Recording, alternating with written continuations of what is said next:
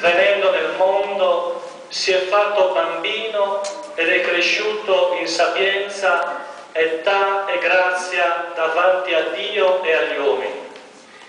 Poi, predicando il Vangelo, accoglieva i piccoli e li benediceva, ed esaltandone la dignità li proponeva come modelli di quanti cercano il regno di Dio.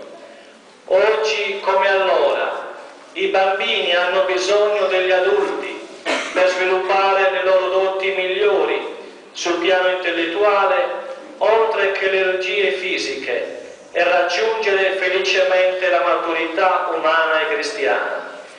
Invochiamo su di loro la benedizione di Dio, perché da parte di tutti ci sia una particolare attenzione verso il mondo dei fanciulli ed essi accettino volentieri una guida sapiente nella scuola e nella vita.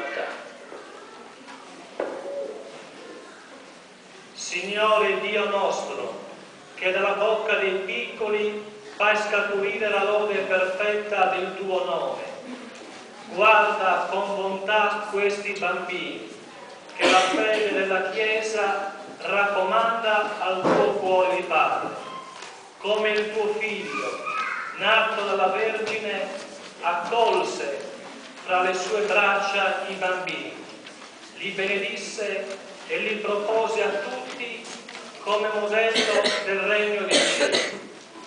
E fondi, o Padre, su questi bambini qui presenti la tua benedizione, perché in una crescita virtuosa e serena, mediante la grazia del tuo Spirito, diventino testimoni di Cristo per diffondere e difendere nel mondo il dono della fede.